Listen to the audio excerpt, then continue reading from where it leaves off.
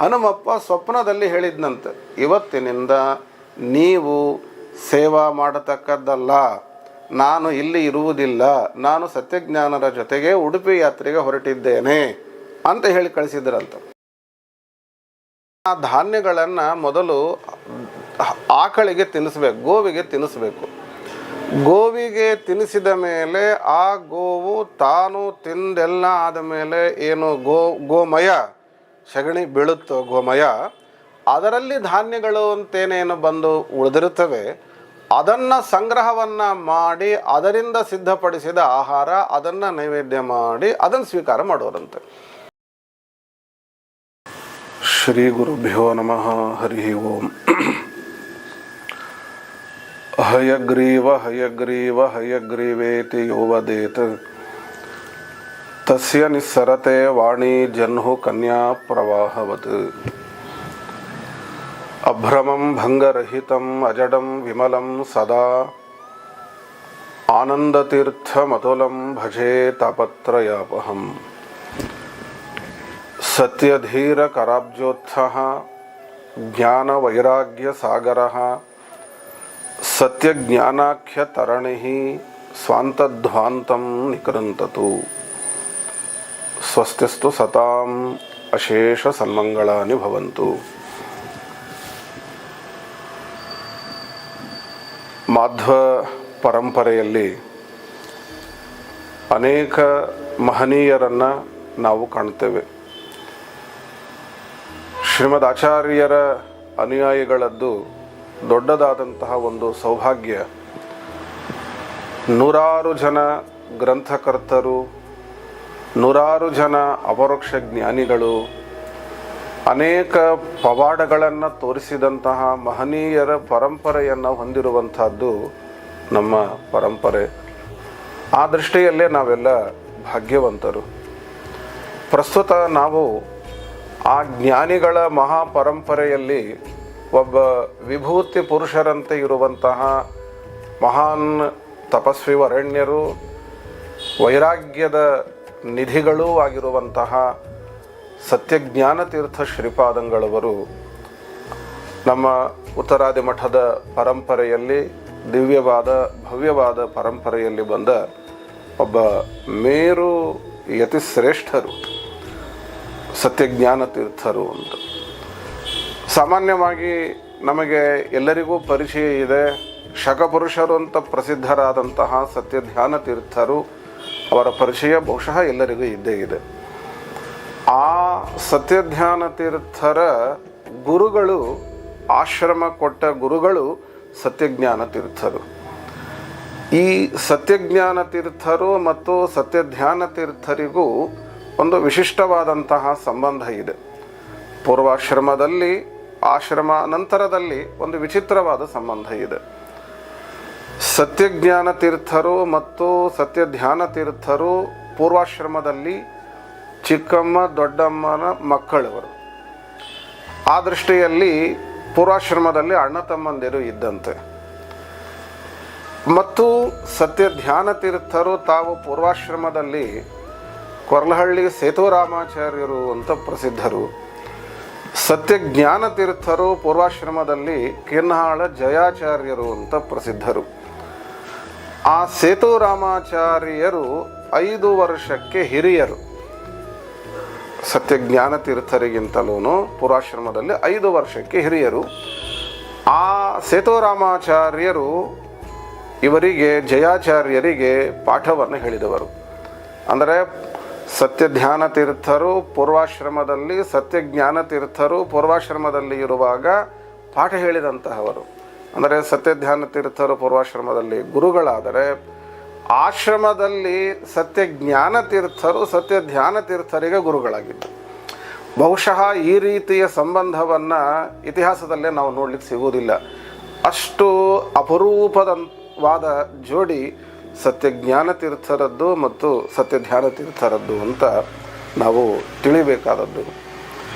ಸತ್ಯಜ್ಞಾನ ತೀರ್ಥರು ಗಂಗೂರು ಅನ್ನುವಂಥ ಒಂದು ಮನೆತನಕ್ಕೆ ಸೇರಿದಂತಹ ಮಹಾನುಭಾವರು. ಮಹಾಲಕ್ಷ್ಮೀ ದೇವಿಯ ವಿಶೇಷ ಅನುಗ್ರಹಕ್ಕೆ ಪಾತ್ರರಾದವರು. ಹುಲಿಗಿ ಲಕ್ಷ್ಮೀದೇವಿಯ ವಿಶೇಷ ಅನುಗ್ರಹಕ್ಕೆ ಪಾತ್ರರಾದಂತಹ ವ್ಯಕ್ತಿಗಳು, ಆ ಪರಂಪರೆಯಲ್ಲಿ ಬಂದವರು ಪೂರ್ವಾಶ್ರಮದಲ್ಲಿ ಸತ್ಯಜ್ಞಾನ ತೀರ್ಥರು, ಕಿನ್ಹಾಳ ಜಯಾಚಾರ್ಯರು ಅಂತ. ಕಿನ್ಹಾಳ ಜಯಾಚಾರ್ಯರು ಅವರು ತಾವು ವಿಶೇಷವಾಗಿ ಈಗ ತಾನೇ ನಾವು ತಿಳಿದಂತೆ ಕೊರಲಹಳ್ಳಿ ಆಚಾರ್ಯರಲ್ಲಿ ಅಧ್ಯಯನವನ್ನು ಮಾಡಿದವರು. ಅದರಂತೆ ಸತ್ಯಧೀರ ತೀರ್ಥರಲ್ಲಿ ವಿಶೇಷವಾಗಿ ಅಧ್ಯಯನವನ್ನು ಮಾಡಿದವರು. ಕೆಲವೇ ವರ್ಷಗಳಲ್ಲಿ ಅದ್ಭುತವಾದಂತಹ ಪಾಂಡಿತ್ಯವನ್ನು ಸಂಪಾದನೆ ಮಾಡಿದ್ರು ಗಂಗೂರು ಆಚಾರ್ಯರು ಅಥವಾ ಕಿನ್ನಾಳ ಜಯಾಚಾರ್ಯರು ಅಂತ. ಜಯಾಚಾರ್ಯರು ಅವರ ಪೂರ್ವಿಕರು, ಅವರ ತಂದೆ ತಾಯಿಗಳು ಮಳಖೇಡದ ಟೀಕಾಕೃತ್ಪಾದರನ್ನು ವಿಶೇಷವಾಗಿ ಸೇವೆ ಮಾಡಿದ ನಿಮಿತ್ತವಾಗಿ ಟೀಕಾಚಾರ್ಯರ ಆರಾಧನಾ ದಿವಸದಲ್ಲಿ ಹುಟ್ಟಿದವರು ಅಂತನ್ನುವುದಕ್ಕಾಗಿ ಜಯತೀರ್ಥರು ಅಂತಲೇ ಅನ್ನುವುದಾಗಿ ಅವರಿಗೆ ಹೆಸರನ್ನು ಇಟ್ಟಿದ್ದರು. ಪ್ರಸಿದ್ಧವಾಗಿ ಎಲ್ಲರೂ ಕರೆಯುವಂಥದ್ದು ಜಯಾಚಾರ್ಯರು ಅಂತ ಎಲ್ಲ ಕರೀತಾ ಇದ್ದರು.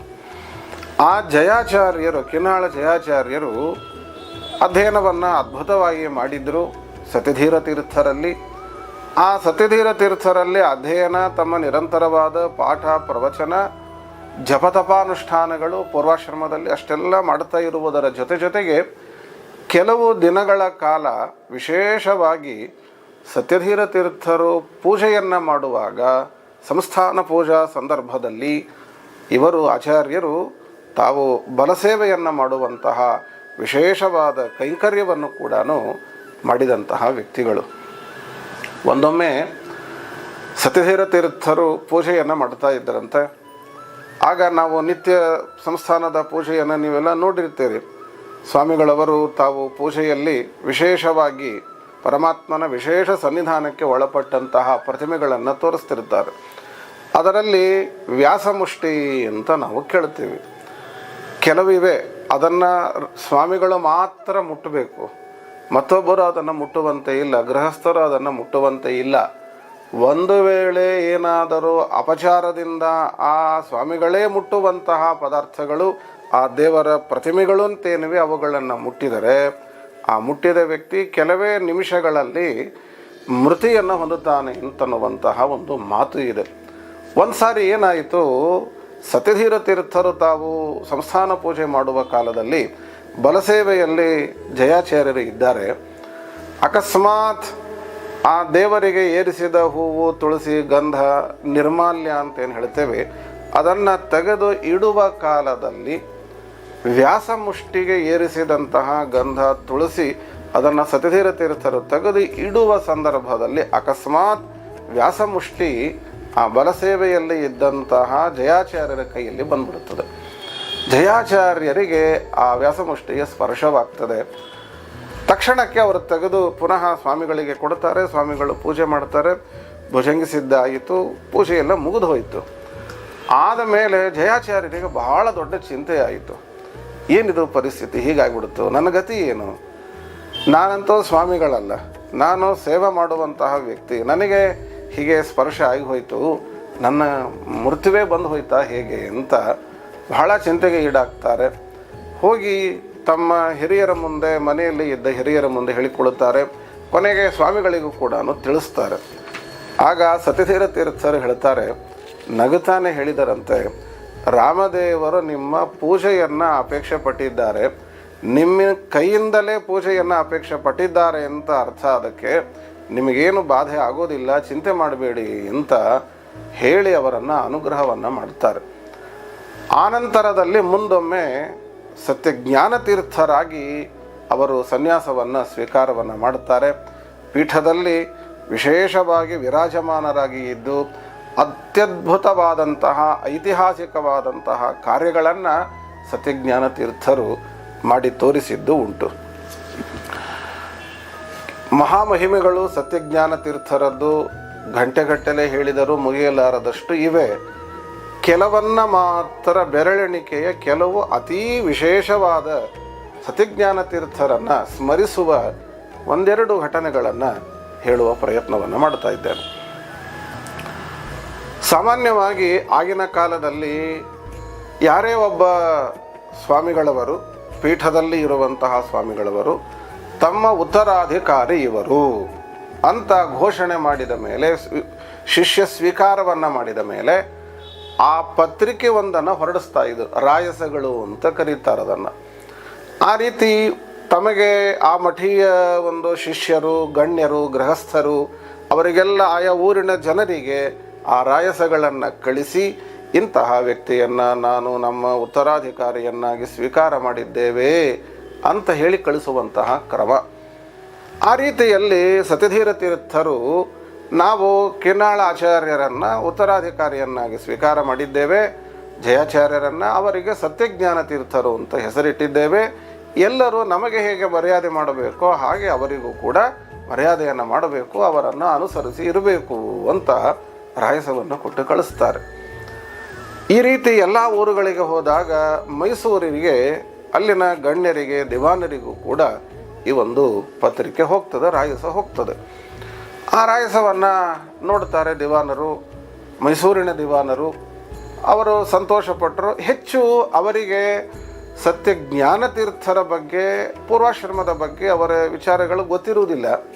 ಹಾಗಾಗಿ ತಮ್ಮ ಸಂಸ್ಥಾನದಲ್ಲಿ ಇದ್ದಂತಹ ವಿದ್ವಾಂಸರನ್ನು ಕೇಳಿ ವಿಚಾರವನ್ನು ಮಾಡುತ್ತಾರೆ.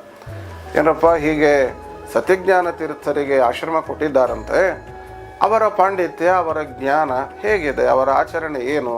ಸಾಮಾನ್ಯ ಯಾರೇ ಒಬ್ಬರು ಪೀಠಕ್ಕೆ ಬರ್ತಾರೆ ಅಂತಂದ ಕೂಡಲೇ ಶಿಷ್ಯರಿಗೆ ಎಲ್ಲರಿಗೂ ಕುತೂಹಲ ಇದ್ದೇ ಇರುತ್ತದೆ. ನಮ್ಮ ಗುರುಗಳು, ಅವರ ತಪಸ್ಸು ಏನು, ಅವರ ಅಧ್ಯಯನ ಏನು, ಅವರ ಎಷ್ಟರ ಮಟ್ಟಿನ ತಪಸ್ವಿಗಳು, ಜಪತಪಾನುಷ್ಠಾನರು, ಆಚರಣೆ ಪರರು, ಸಮಾಜಕ್ಕೆ ಅವರಿಂದ ಏನು ಸಿಗಬಹುದು ಅನ್ನೋ ಆಲೋಚನೆ ಎಲ್ಲ ಶಿಷ್ಯರಿಗೂ ಇದ್ದೇ ಇರುತ್ತದೆ. ಹಾಗೆ ಅವರು ವಿಚಾರವನ್ನು ಮಾಡಿದರು. ಆಗ ಅಲ್ಲಿದ್ದ ಸಂಸ್ಥಾನದ ಕೆಲವು ವಿದ್ವಾಂಸರು ಹೇಳಿದರು, ಇಲ್ಲ, ಸತ್ಯಧೀರ ತೀರ್ಥರು ಆಶ್ರಮ ಕೊಟ್ಟಿದ್ದಾರೆ ಅಂದಮೇಲೆ ಯೋಚನೆ ಮಾಡಿಯೇ ಕೊಟ್ಟಿರ್ತಾರೆ, ಒಳ್ಳೆ ವಿದ್ವಾಂಸರು ಇದ್ದಾರೆ, ಇರಬಹುದು, ಇದ್ದಾರೆ ಅಂತ ಹೀಗೆ ಒಂದಿಷ್ಟು ಅಭಿಪ್ರಾಯಗಳು ಬಂತು. ಅದರಲ್ಲಿ ಒಬ್ಬ ವಿದ್ವಾಂಸರು, ಎಲ್ಲ ಕಾಲಕ್ಕೂ ಎಲ್ಲ ಜನ ಇದ್ದೇ ಇರ್ತಾರೆ, ಒಬ್ಬರಿಗೆ ಮಾತ್ರ ಅದು ಕಿನ್ನಾಳಾಚಾರ್ಯರ ಮೇಲೆ, ಜಯಾಚಾರ್ಯರ ಮೇಲೆ ಅಷ್ಟೊಂದು ಗೌರವ ಇರಲಿಲ್ಲ. ಅಂದರೆ ಸತ್ಯಜ್ಞಾನ ತೀರ್ಥರ ಮೇಲೆ ಅಷ್ಟೊಂದು ಗೌರವ ಇರಲಿಲ್ಲ. ಅವರಿಗೆ ಗೊತ್ತು, ಒಳಗೆ ಗೊತ್ತು ಇವರ ದೊಡ್ಡ ವಿದ್ವಾಂಸರು, ತಪಸ್ವಿಗಳು ಅಂತ. ಆದರೂ ಅವರ ಮೇಲೆ ಅಪಚಾರದ ಮಾತುಗಳನ್ನು ಆಡ್ತಾರೆ. ಏನೋ ಅಷ್ಟೊಂದು ಓದಿದವರಲ್ಲ, ಅಧ್ಯಯನ ಮಾಡಿದವರಲ್ಲ, ಏನೋ ಪೀಠಕ್ಕೆ ಬಂದಿದ್ದಾರೆ ಅಂತ ಇಷ್ಟು ಮಾತ್ರ ಅವರು ಒಂದು ಆಡಬಾರದ ಮಾತುಗಳನ್ನು ಸತ್ಯಜ್ಞಾನ ತೀರ್ಥರ ಬಗ್ಗೆ ಆಡ್ತಾರೆ.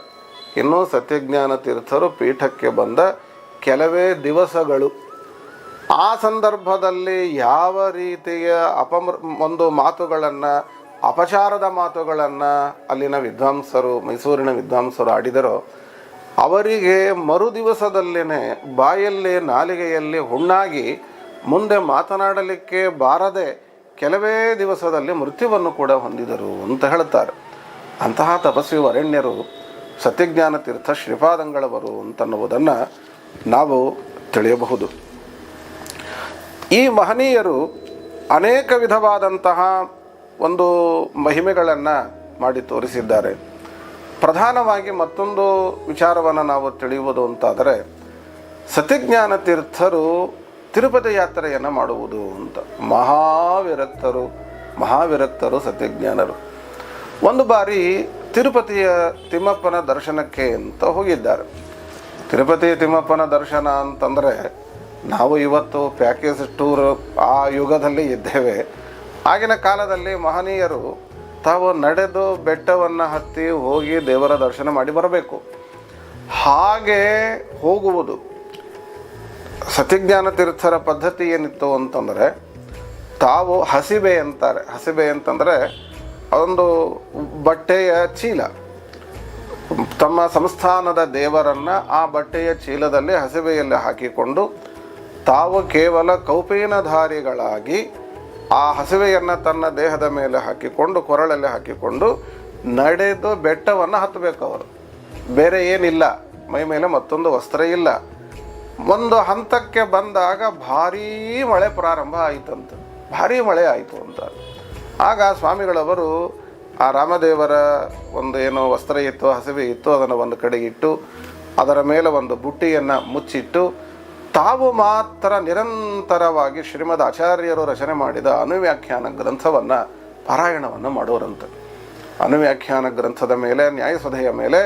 ಸತ್ಯಜ್ಞಾನ ತೀರ್ಥರಿಗೆ ಅಪಾರವಾದಂತಹ ಒಂದು ಶ್ರದ್ಧೆ, ವಿಶ್ವಾಸ.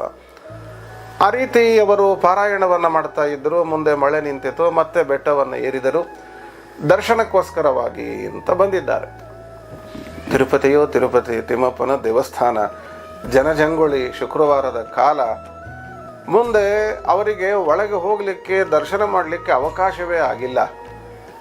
ಯಾರೋ ಏನೋ ಸಾಮಾನ್ಯ ವ್ಯಕ್ತಿಗಳು ಬಂದಂತೆ ಬಂದಿದ್ದಾರೆ, ಮಹನೀಯರು, ವಿರಕ್ತರು. ಸಾಮಾನ್ಯವಾಗಿ ಮೊದಲು ತಿಳಿಸಿ ಹೀಗೆ ಬರ್ತಾರೆ, ಹೀಗೆ ಬರ್ತಾರೆ ಸ್ವಾಮಿಗಳು, ಅದಕ್ಕೆ ಮರ್ಯಾದೆ ಹೀಗೆಲ್ಲ ಇರ್ತಿತ್ತು. ಅವರಿಗೆ ಅಷ್ಟೆಲ್ಲ ಅಪೇಕ್ಷೆ ಇಲ್ಲ. ನೇರವಾಗಿ ದೇವರ ದರ್ಶನಕ್ಕೆ ಹೋಗೋಣ ಅಂತ ಬಂದವರು. ದೇವರಿಗೆ ಅಭಿಷೇಕ ಮಾಡಿ, ಅಲಂಕಾರ ಮಾಡಿ, ಇನ್ನು ದೇವರಿಗೆ ನಾಮವನ್ನು ಹಚ್ಚಬೇಕು. ತಿರುಪತಿ ತಿಮ್ಮಪ್ಪನ ನಾಮ ಜಗತ್ ಪ್ರಸಿದ್ಧ. ಅದು ಆ ನಾಮವನ್ನು ಹಚ್ಚಬೇಕು ಅಂತನ್ನುವಂತಹ ಪ್ರಯತ್ನದಲ್ಲಿ ಅಲ್ಲಿನ ಅರ್ಚಕರಿದ್ದಾರೆ. ಸ್ವಾಮಿಗಳವರಿಗೆ ಒಳಗೆ ಹೋಗಲಿಕ್ಕೆ ಅವಕಾಶ ಆಗಿಲ್ಲ. ಅದಕ್ಕೆ ಅವರು ಹೊರಗೇನೆ ಪ್ರಾಕಾರದಲ್ಲಿ, ಈ ಮೇಲೆ ವಿಮಾನ ಗೋಪುರದಲ್ಲಿ ಇರುವಂತಹ ಶ್ರೀನಿವಾಸ ದೇವರಿದ್ದಾರಲ್ಲ, ಆ ಶ್ರೀನಿವಾಸ ದೇವರನ್ನು ಮಾತ್ರ ನೋಡುತ್ತಾ ಅಲ್ಲೇನೆ ಅನುವ್ಯಾಖ್ಯಾನದ ಪಾರಾಯಣವನ್ನು ಮಾಡುತ್ತಾ ದೇವರ ಧ್ಯಾನ ಮಾಡುತ್ತಾ ನಿಂತಿದ್ದಾರೆ. ಇಲ್ಲಿ ಒಳಗೆ ದೇವರಿಗೆ, ಶ್ರೀನಿವಾಸ ದೇವರಿಗೆ ನಾಮ ಹಚ್ಚುವ ಕೆಲಸವನ್ನು ಮಾಡ್ತಾ ಇದ್ದಾರೆ ಅರ್ಚಕರು. ಏನು ಪ್ರಯತ್ನ ಮಾಡಿದರೂ ನಾಮ ನಿಲ್ತಾ ಇಲ್ಲ. ಅದು ಹಣೆಯ ಮೇಲೆ ಒಂದೇ ನಿಮಿಷದಲ್ಲಿ ಪ್ರತಿ ಶುಕ್ರವಾರ ನಾಮ ಹಚ್ಚುವ ಅರ್ಚಕರಿಗೆ ಗಂಟೆಗಟ್ಟಲೆ ಪ್ರಯತ್ನ ಮಾಡಿದರೂ ನಾಮ ನಿಲ್ತಾ ಇಲ್ಲ. ಬಹಳ ಆಶ್ಚರ್ಯ ಆಯಿತು. ಅಲ್ಲಿನ ಮಹಾಂತರು ಯಾಕೆ ಹೀಗಾಗ್ತಾ ಇದೆ, ಬಹಳ ಆಶ್ಚರ್ಯ ಆಯಿತು. ಕೊನೆಗೆ ಅವರಿಗೆ ಸೂಚನೆಯೂ ಕೂಡ ಆಯಿತು, ಇಲ್ಲಿ ಯಾರಾದರೂ ಮಹಾತ್ಮರಿದ್ದಾರಾ ನೋಡಿ ಅಂತ. ನೋಡ್ತಾ ಬಂದಾಗ ಸತ್ಯಜ್ಞಾನ ತೀರ್ಥರು ಅಲ್ಲಿ ಅವರಿಗೆ ಕಂಡು ಬರುತ್ತಾರೆ. ಸತ್ಯಜ್ಞಾನ ತೀರ್ಥರನ್ನು ಕರೆದುಕೊಂಡು ಹೋಗಿ ತಿಮ್ಮಪ್ಪನ ಮುಂದೆ ನಿಲ್ಲಿಸಿದ ಮೇಲೆ ಸತ್ಯಜ್ಞಾನ ತೀರ್ಥರು ಪ್ರಾರ್ಥನೆ ಮಾಡುತ್ತಾರೆ. ಮರುಕ್ಷಣಕ್ಕೇನೆ ಅರ್ಚಕರು ಹಚ್ಚಿದ ನಾಮ ಹಾಗೆ ನಿಂತಿತು ಅಂತಾರೆ. ಜಗತ್ತಿನಲ್ಲಿ ದೇವರ ನಾಮವನ್ನು ನಿಲ್ಲಿಸಿದವರು ಸತ್ಯಜ್ಞಾನರು. ಅವರನ್ನು ದೂರ ಇಟ್ಟು ಇವರು ಈ ನಾಮ ಹಚ್ಚುತ್ತಾ ಇದ್ದರೆ ಹೇಗೆ ಹಚ್ಚಿಕೊಳ್ತಾನೆ ದೇವರು? ದೇವರು ಸತ್ಯಜ್ಞಾನರನ್ನು ಮುಂದೆ ನಿಲ್ಲಿಸಿಕೊಂಡು ತಾನು ನಾಮವನ್ನು ಹಚ್ಚಿಸಿಕೊಂಡ ಅಂತನ್ನುವ ಇತಿಹಾಸವನ್ನು ನಾವು ಕೇಳ್ತೇವೆ. ಇಂತಹ ದೇವರಿಗೆ ಅತ್ಯಂತ ಪ್ರಿಯರಾದವರು ಮಹಾನುಭಾವರು ಸತ್ಯಜ್ಞಾನ ತೀರ್ಥರು ಅಂತ. ಸ್ವಾಮಿಗಳವರು ಅಪರೋಕ್ಷ ಜ್ಞಾನಿಗಳವರು, ಏನು ಬೇಕಾದ್ದನ್ನು ತಿಳಿಯಬಲ್ಲವರು, ತಿಳಿದವರು. ಅದಕ್ಕೆ ಒಂದು ನಿದರ್ಶನವನ್ನು ನಾವು ನೋಡಬಹುದು. ಇವತ್ತಿನ ಮದ್ರಾಸಿನಲ್ಲಿನ ಟ್ರಿಪ್ಲಿಕೇನಲ್ಲಿ ಇರುವಂತಹ ಉತ್ತರಾದಿ ಮಠ ಅಂತೇನು ನೋಡ್ತೇವೆ, ಅದನ್ನು ಸತ್ಯಜ್ಞಾನ ತೀರ್ಥರು ಆಗಿನ ಕಾಲಕ್ಕೆ ನಿರ್ಮಾಣವನ್ನು ಮಾಡಿರುವಂಥದ್ದು. ಸತ್ಯಜ್ಞಾನ ತೀರ್ಥರಿಗೆ ಬಹಳ ಪ್ರಿಯವಾದಂತಹ ಪ್ರದೇಶ, ಮಠ ಅದು. ಸ್ವಾಮಿಗಳವರು ಸತ್ಯಜ್ಞಾನ ತೀರ್ಥರು ನಿರ್ಮಾಣ ಮಾಡಿದ್ದಂಥದ್ದು. ಅಲ್ಲಿ ಬಹಳ ದಿವಸ ಇರುತ್ತಾರೆ. ಟ್ರಿಪ್ಲಿಕೇನ್ನಲ್ಲಿರುವ ಮಠದಲ್ಲಿ ಸ್ವಾಮಿಗಳವರು ಇರ್ತಾರೆ. ಮದ್ರಾಸಿನಲ್ಲಿ ಎಲ್ಲ ಕಡೆಗೂ ಭಕ್ತರ ಮನೆಗಳಿಗೆ ಹೋಗುವುದು, ಭಿಕ್ಷೆಯನ್ನು ಸ್ವೀಕಾರ ಮಾಡುವುದು, ಪೂಜಾದಿ ಕಾರ್ಯಗಳೆಲ್ಲ ನಡೀತಾ ಇತ್ತು. ಅಲ್ಲಿ ಒಬ್ಬರ ಮನೆಯಲ್ಲಿ ಸ್ವಾಮಿಗಳು ಸಂಸ್ಥಾನ ಪೂಜೆಯನ್ನು ಮಾಡಬೇಕಿದೆ. ಸಾಮಾನ್ಯವಾಗಿ ನಿತ್ಯವೂ ಕೂರ್ಮಸಾಲಿ ಗ್ರಾಮಕ್ಕೆ ಅಭಿಷೇಕವನ್ನು ಮಾಡುವುದಕ್ಕಾಗಿ ಅಂತ ಹಾಲನ್ನು, ಆಕಳಿನ ಗೋವಿನ ಹಾಲನ್ನೇ ತರಬೇಕು ಅಂತ ಹೇಳಿರುತ್ತಾರೆ. ಆ ರೀತಿ ಎಲ್ಲ ಶಿಷ್ಯರು ತಂದು ಕೊಟ್ಟಿರ್ತಾರೆ. ಅದನ್ನು ಅಭಿಷೇಕವನ್ನು ಮಾಡಬೇಕು, ಪ್ರತಿನಿತ್ಯ ಅಭಿಷೇಕವನ್ನು ಮಾಡೋರು. ಅವತ್ತು ಹೇಳಿದ್ರು ಆ ಗೃಹಸ್ಥರಿಗೆ ತಂದು ಕೊಡ್ರಿ ಹಾಲು ಅಂತ. ಅವರು ತಂದು ಕೊಟ್ಟರು ಹಾಲನ್ನು. ಸ್ವಾಮಿಗಳ ಮುಂದೆ ಅಭಿಷೇಕಕ್ಕೆ ಅಂತ ಇಟ್ಟರಂತೆ. ಆಗ ಸ್ವಾಮಿಗಳು ಶಿಷ್ಯರಿಗೆ ಹೇಳಿದರು, ಅಲ್ಲಿ ಬಲಸೇವೆಯಲ್ಲಿ ಇದ್ದ ಶಿಷ್ಯರಿಗೆ, ಈ ಹಾಲು ಎಂಜಲಾಗಿದೆ, ಉಚ್ಚಿಷ್ಟ ಆಗಿದೆ, ಇದು ಬೇಡ ಅಂತ ಹೇಳು ಅಂತ ಹೇಳಿ ಕಳಿಸಿದಾರಂತೆ. ಅವರು ಶಿಷ್ಯರು ಹೋಗಿ ಯಜಮಾನರಿಗೆ ತಿಳಿಸ್ತಾರೆ, ಇಲ್ಲ ಉಚ್ಚಿಷ್ಟ ಆಗಿದೆ ಅಂತೆ. ಇಲ್ಲ ಹಾಗೆ ತಂದು ಕೊಟ್ಟಿದ್ದೇವಲ್ಲ, ಇಲ್ಲ ಒಳಗೆ ವಿಚಾರ ಮಾಡು ಅಂತ ಹೇಳು ಅಂದರಂತೆ. ಆಗ ಮನೆಯ ಯಜಮಾನತೆಯನ್ನು ವಿಚಾರ ಮಾಡಿದಾಗ ಮನೆ ಯಜಮಾನತೆ ಹೇಳಿದ್ರಂತೆ, ಹೌದು, ಹಾಲನ್ನು ಕರೆದು ತಗೊಂಡು ಬಂದ್ವಿ, ಮಗು ಅಳ್ತಾ ಇತ್ತು, ಮಗುವಿಗೆ ಅಂತ ಸ್ವಲ್ಪ ಹಾಲನ್ನು ತೆಗೆದಿಟ್ಟುಕೊಂಡಿದ್ವಿ, ಅದನ್ನು ಮತ್ತೆ ಉಳಿದದ್ದನ್ನು ಅಭಿಷೇಕಕ್ಕೆ ಕೊಟ್ಟಿದ್ವಿ ಅಂತ ಹೇಳಿದರಂತವರು. ಆ ದೃಶ್ಯವನ್ನು ಕಣ್ಣಾರೆ ನೋಡಿದವರು ಸತ್ಯಜ್ಞಾನರಲ್ಲ. ಅದನ್ನು ಅವರು ಬಂದು ಹೇಳಿದ್ದೂ ಇಲ್ಲ. ಆದರೂ ಸತ್ಯಜ್ಞಾನರು ಅವರಿಗೆ ತಿಳಿಸಿದರು, ಇದು ಹಾಲು ಉಚ್ಚಿಷ್ಟ ಆಗಿದೆ, ಉಚ್ಚಿಷ್ಟ ಆದ ಹಾಲನ್ನು ದೇವರಿಗೆ ಅಭಿಷೇಕ ಮಾಡುವುದಿಲ್ಲ ಅಂತ. ನೋಡಿ ಎಂತಹ ಜ್ಞಾನ ಅದು ಮಹನೀಯರದ್ದು. ಅದೇ ಮದ್ರಾಸಿನಲ್ಲಿ ಇರುವಾಗ ಅಲ್ಲಿ ಸೈದಾಪೇಟು, ಹೀಗೆ ಅನೇಕ ಏರಿಯಾಗಳು, ಅನೇಕ ಪ್ರದೇಶಗಳು, ಅಲ್ಲಲ್ಲಿ ಇರುವಂಥ ಭಕ್ತರ ಮನೆಗಳಿಗೆ ಸ್ವಾಮಿಗಳು ಅಭಿಷೇಕಕ್ಕೆ ಅಂತ ಪೂಜೆಗೆ ಅಂತ ಹೋಗ್ತಾ ಇದ್ದರು. ಒಂದು ಸಾರಿ ಒಬ್ಬ ಗೃಹಸ್ಥರು, ಆ ಗೃಹಸ್ಥರು ಆತ್ಮೀಯ ಶಿಷ್ಯರು, ಮಠದ ಶಿಷ್ಯರು, ಅವರಿಗೆ ಕೇಳಿಕೊಂಡ್ರಂತೆ, ಇಲ್ಲಿ ನಮ್ಮ ಮನೆಗೆ ಭಿಕ್ಷೆಗೆ ಬರಬೇಕು. ಸ್ವಾಮಿಗಳು ಆಯಿತು ಅಂತ ಒಪ್ಪಿಕೊಂಡ್ರು. ಎಷ್ಟೋ ದಿವಸಗಳ ಕಾಲ ಅಲ್ಲಿ ಇದ್ರವರು. ಈ ಮಧ್ಯದಲ್ಲಿ ಈ ಪರಿಚಾರಕರು ಅಂತ ಇರ್ತಾರೆ ನೋಡಿ, ಮಠದಲ್ಲಿ ಸ್ವಾಮಿಗಳ ಸೇವೆಗಾಗಿ, ರಾಮದೇವರ ಸೇವೆಗಾಗಿ ಇರುವ ಶಿಷ್ಯವೃಂದ, ಅದರಲ್ಲಿ ಮುಖ್ಯವಾಗಿ ನೀರು ತರುವವರು, ಅಡುಗೆ ಚಿಕ್ಕ ನೈವೇದ್ಯ ಮಾಡುವವರು, ಹೀಗೆ ಕೆಲವು ಪರಿಚಾರಕರು ಅತೀ ಅನಿವಾರ್ಯವಾಗಿ ಬೇಕೇ ಬೇಕು. ಅದಿಲ್ಲ ಅಂತಂದರೆ ಮುಂದೆ ಪೂಜೆಗೆ ಸಾಕಷ್ಟು ಸಮಸ್ಯೆ ಆಗುವುದು ಇರುತ್ತದೆ. ಆ ಪರಿಚಾರಕ ಶಿಷ್ಯರೇನಿದ್ರಲ್ಲ, ಅವರಿಗೆ ಆರೋಗ್ಯ ಮೊದಲಾದ ಸಮಸ್ಯೆಗಳು ಕಾಡ್ತಾ ಇತ್ತು.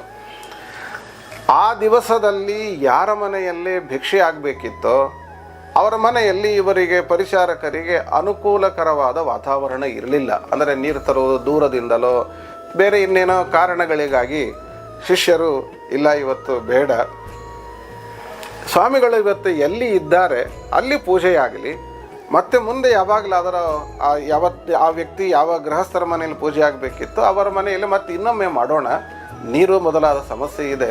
ಹಾಗಾಗಿ ಅಕಸ್ಮಾತ್ ಇವತ್ತೇ ಅವರಿಗೆ ಪೂಜೆ ಆಗಬೇಕು ಅಂತ ಇದ್ದರೆ ಸ್ವಾಮಿಗಳು ಇವತ್ತು ಎಲ್ಲಿದ್ದಾರೋ ಅಲ್ಲೇ ಬರಲಿ, ಅಲ್ಲೇ ಪೂಜೆಗೆ ವ್ಯವಸ್ಥೆ ಮಾಡಲಿ, ಭಿಕ್ಷೆ ಸೇವೆಯನ್ನು ಸ್ವಾಮಿಗಳು ಇದ್ದಲ್ಲೇ ಮಾಡಲಿ, ಮುಂದೆ ಯಾವಾಗಾದರೂ ಅಲ್ಲಿ ಹೋಗೋಣ ಅಂತ ಹೇಳಿದರಂತ.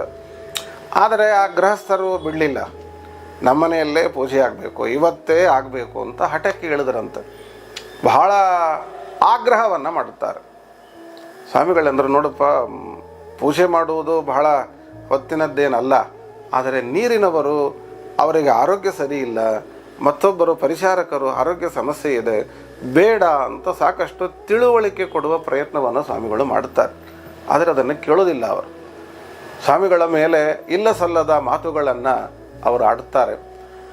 ಆ ಸ್ವಾಮಿಗಳವರಿಗೆ, ಸತ್ಯಜ್ಞಾನ ತೀರ್ಥರಿಗೆ ಈ ರೀತಿಯಲ್ಲಿ ಆಡಬಾರದ ಮಾತುಗಳನ್ನು ಆಡಿದಂತಹ ಕಾಲದಲ್ಲಿ ಮಹಾನುಭಾವರು, ಎಂತಹ ತಪಸ್ವಿಗಳು, ಆ ಮನೆಯಲ್ಲಿನ ಯಜಮಾನ ಏನಿದ್ನಲ್ಲ, ಆ ಯಜಮಾನನ ಮಗಳು, ಸಣ್ಣ ಕೂಸು, ಆ ಮಗುವಿಗೆ ಮೈಗೆ ಅಕಸ್ಮಾತ್ ಬೆಂಕಿ ತಗುಲಿತ್ತಂತೆ. ಸ್ವಾಮಿಗಳವ್ರ ಜೊತೆ ಇಷ್ಟೊಂದು ಹಠ ಹಿಡಿದು ಎಲ್ಲ ಮಾಡಿ ಮನೆಗೆ ಹೋಗೋದ್ರೊಳಗೇ ಮಗುವಿಗೆ ಆ ಬೆಂಕಿ ತಗುಲಿತ್ತಂತೆ.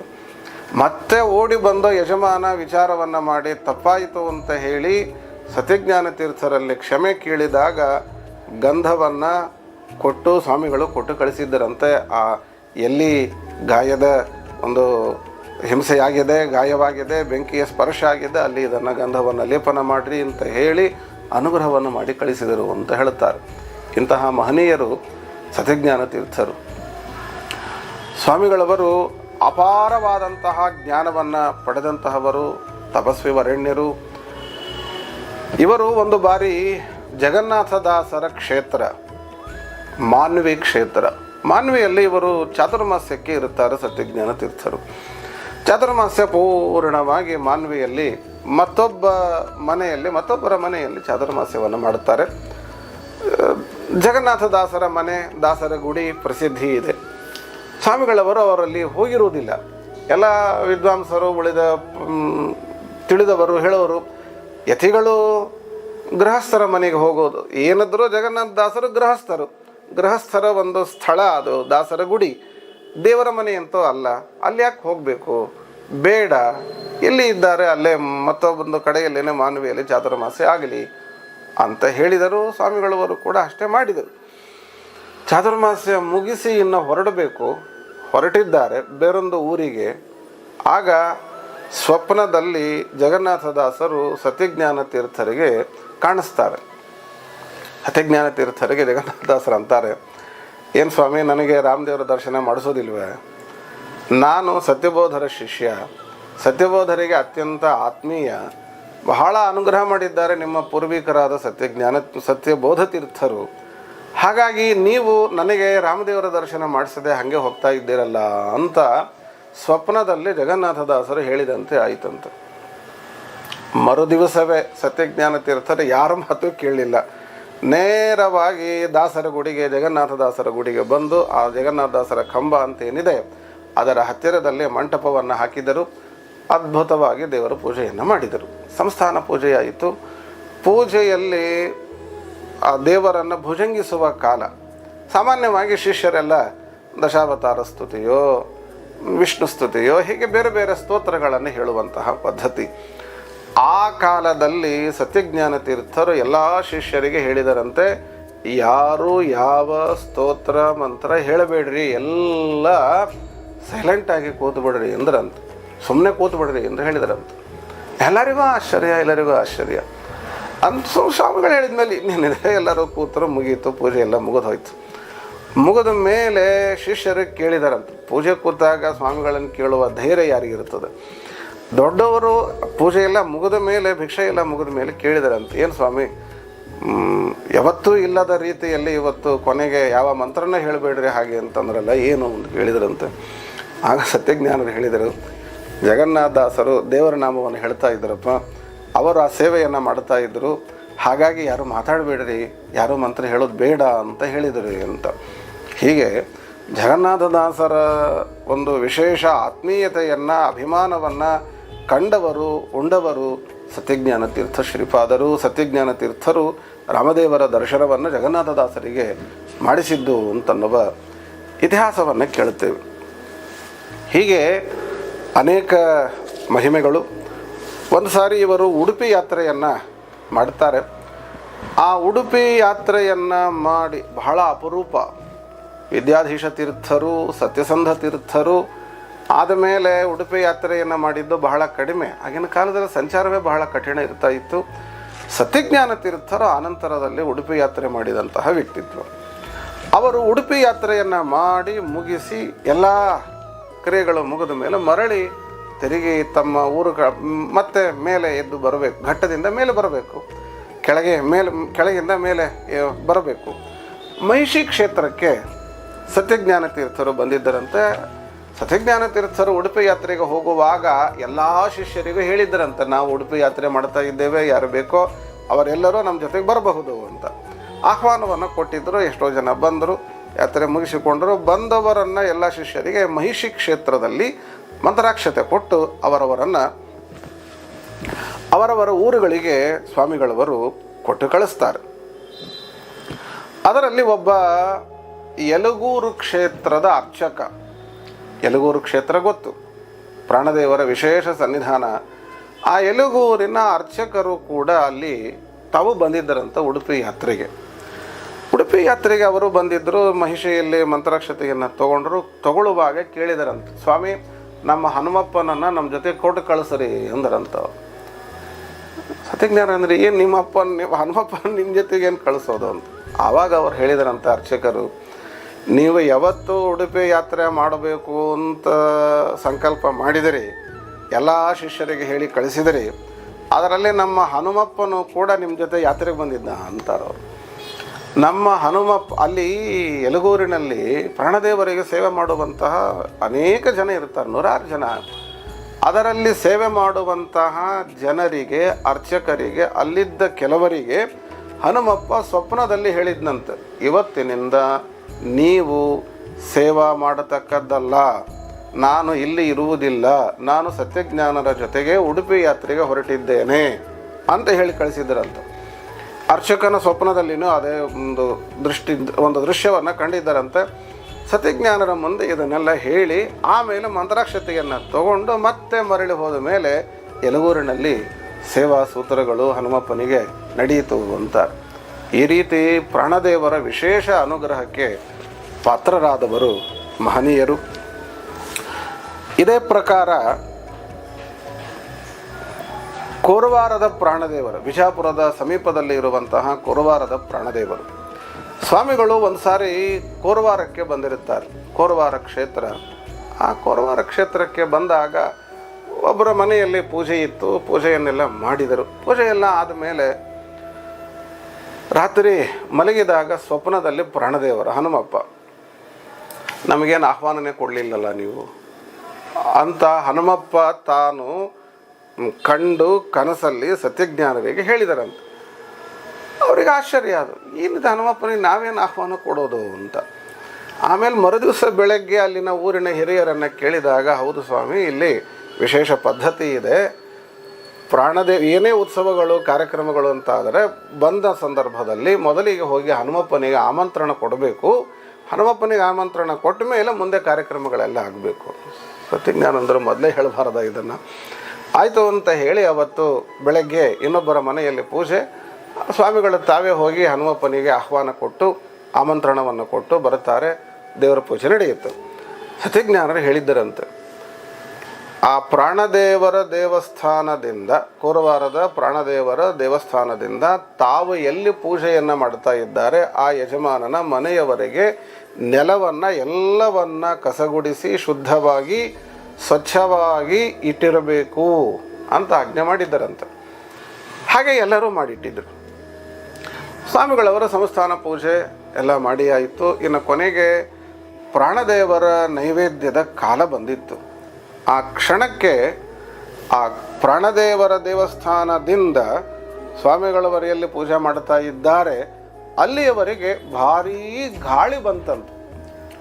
ಈಗ ಸುಂಟರ ಗಾಳಿ ಹೇಳ್ತೇವಲ್ಲ, ಆ ರೀತಿಯಲ್ಲಿ ಗಾಳಿ ಪ್ರಾಣದೇವರ ದೇವಸ್ಥಾನದಿಂದ ಇವರು ಪೂಜೆ ಮಾಡುವ ರಾಮದೇವರ ಸಂಸ್ಥಾನದ ಆ ಪ್ರತಿಮಾ ಏನೇನಿದೆ ಅಲ್ಲಿವರೆಗೂ ಬಂದು ನೈವೇದ್ಯ ಆಗೋವರೆಗೂ ಇದ್ದು ಮತ್ತೆ ತಿರುಗಿ ಅದೇ ಹೋಗಿ ಆ ಪ್ರಾಣದೇವರಲ್ಲಿ ಆ ಗಾಳಿ ಹೋಗಿ ಅಂತರ್ಹಿತವಾಯಿತು ಅನ್ನುವಂತಹ ಮಾತನ್ನು ಹೇಳ್ತಾರೆ.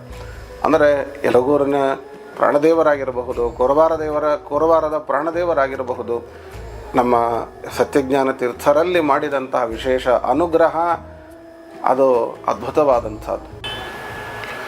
ಸತ್ಯಜ್ಞಾನ ತೀರ್ಥರದ್ದು ಅತ್ಯದ್ಭುತವಾದಂತಹ ವೈರಾಗ್ಯ ಅವರದ್ದು. ಅವರ ಎಷ್ಟರ ಮಟ್ಟಿಗೆ ವಿರಕ್ತಿ ಅಂತಂದರೆ, ನಾವು ಹಿಂದೆ ತಿಳಿದಂತೆ ಕೌಪೀನದ ಮೇಲೇ ಇರುವವರು ಎಷ್ಟೋ ದಿವಸಗಳ ಕಾಲ. ಮಲಗುವಾಗ ನೆಲದ ಮೇಲೇ ಮಲಗಬೇಕು. ಹೊದಿಕೆ ಅಂತ ಮತ್ತೆ ಬೇರೆ ಅಪೇಕ್ಷೆಯೇ ಪಡ್ತಾ ಇರಲಿಲ್ಲ ಮಹಾನುಭಾವರು. ಎಲ್ಲಿಯ ಸತ್ಯಜ್ಞಾನರು, ಎಲ್ಲಿಯ ಇವತ್ತಿನ ಭೋಗ ಪ್ರಪಂಚ. ಆ ಮಹಾನುಭಾವರದ್ದು ಒಂದು ವಿಶಿಷ್ಟವಾದ ನಿಯಮ ಇತ್ತು. ಬಹಳಷ್ಟು ವರ್ಷಗಳ ಕಾಲ ಅದನ್ನು ನಡೆಸಿದರು. ತಾವು ಏನು ಆಹಾರವಾಗಿ ಸ್ವೀಕಾರ ಮಾಡಬೇಕೋ ಅದನ್ನು, ಧಾನ್ಯಗಳನ್ನು ಮೊದಲು ಆಕಳಿಗೆ ತಿನ್ನಿಸ್ಬೇಕು, ಗೋವಿಗೆ ತಿನ್ನಿಸ್ಬೇಕು. ಗೋವಿಗೆ ತಿನ್ನಿಸಿದ ಮೇಲೆ ಆ ಗೋವು ತಾನು ತಿಂದೆಲ್ಲ ಆದ ಮೇಲೆ ಏನು ಗೋಮಯ ಸಗಣಿ ಬೀಳುತ್ತೋ, ಗೋಮಯ, ಅದರಲ್ಲಿ ಧಾನ್ಯಗಳು ಅಂತೇನೇನು ಬಂದು ಉಳಿದಿರುತ್ತವೆ, ಅದನ್ನು ಸಂಗ್ರಹವನ್ನು ಮಾಡಿ ಅದರಿಂದ ಸಿದ್ಧಪಡಿಸಿದ ಆಹಾರ ಅದನ್ನು ನೈವೇದ್ಯ ಮಾಡಿ ಅದನ್ನು ಸ್ವೀಕಾರ ಮಾಡೋರಂತೆ. ಇಂತಹ ಅಪರೂಪದ ನಿಯಮಗಳನ್ನು ಪರಿಪಾಲನೆಯನ್ನು ಮಾಡಿದಂತಹ ಮಹಾನುಭಾವರು ಶ್ರೀ ಸತ್ಯಜ್ಞಾನ ತೀರ್ಥ ಶ್ರೀಪಾದರು. ಇಂತಹ ನೂರಾರು ಮಹಿಮೆಗಳು ಸತ್ಯಜ್ಞಾನ ತೀರ್ಥರ ಹೆಸರಿನಲ್ಲಿ ನಾವು ಕಾಣ್ತೇವೆ. ಆ ಮಹನೀಯರನ್ನು ಆರಾಧನೆ ಮಾಡುವುದು, ಅವರ ಸ್ಮರಣೆ ಮಾಡುವುದೇ ನಮ್ಮ ಜನ್ಮದ ಸಾರ್ಥಕ್ಯ ಅಂತ ನಾವು ತಿಳಿಯಬೇಕು. ಹಿಂದೆ ಪ್ರಾರಂಭದಲ್ಲಿನೇ ನಾವು ತಿಳಿದಂತೆ ಸತ್ಯಜ್ಞಾನ ತೀರ್ಥರು ತಾವು ತಮ್ಮ ಕೊನೆ ಕಾಲದಲ್ಲಿ ತಮಗೆ ಪೂರ್ವಾಶ್ರಮದಲ್ಲಿ ಪಾಠ ಹೇಳಿದ, ತಮಗಿಂತಲೂ ವರ್ಷದಲ್ಲಿ ವಯಸ್ಸಿನಲ್ಲಿ ಹಿರಿಯರೂ ಕೂಡ ಆಗಿದ್ದಂತಹ ಕೊರಲಳ್ಳಿ ಆಚಾರ್ಯರಿಗೆ, ಸೇತು ರಾಮಾಚಾರ್ಯರಿಗೆ ಆಶ್ರಮವನ್ನು ಕೊಟ್ಟು ಸತ್ಯಜ್ಞಾನ ತೀರ್ಥರು ಅಂತ ಅವರಿಗೆ ನಾಮಕರಣವನ್ನು ಮಾಡಿ ಮುಂದೆ ತಾವು ರಾಜಮಹೇಂದ್ರೆಯಲ್ಲಿ ಗೋದಾವರಿ ತೀರದಲ್ಲಿ ಅವರು ವೃಂದಾವನಸ್ಥರಾಗ್ತಾರೆ. ಮಾಘ ಮಾಸದ ಶುಕ್ಲ ಪಕ್ಷದ ಏಕಾದಶಿ ಅವರದ್ದು ಆರಾಧನೆ, ವಿಶೇಷವಾದಂತಹ ಸನ್ನಿಧಾನ ರಾಜಮಹೇಂದ್ರಿಯ ತೀರದಲ್ಲಿ. ಆ ಮಹಾನುಭಾವರ ಅನುಗ್ರಹ ಸರ್ವದಾ ನಿಮ್ಮೆಲ್ಲರ ಮೇಲೆ ಇರಲಿ. ಆ ಮಹಾನುಭಾವರನ್ನು ಸ್ಮರಣೆ ಮಾಡುವ ಸೌಭಾಗ್ಯವು ನಿಮ್ಮದಾಗಲಿ ಅಂತ ಪ್ರಾರ್ಥನೆ ಮಾಡೋಣ. ಮಧ್ವಾಂತರ್ಗತ ಶ್ರೀಕೃಷ್ಣ ಅರ್ಪಣಮಸ್ತು. ಅದು ಮಧ್ವರ ಹೃದಯದಲ್ಲಿ ಉಡುಪಿಯಲ್ಲಿ ಸಿಗುತ್ತೆ ಎನ್ನುವ ಏಕೈಕ ಕಾರಣದಿಂದ ಕೃಷ್ಣ ದ್ವಾರಕೆಯನ್ನು ಬಿಟ್ಟು ಉಡುಪಿಗೆ ಬಂದಿದ್ದಾನೆ. ಇದು ನಮ್ಮ ಆಚಾರ್ಯರ ಮಹಿಮೆ.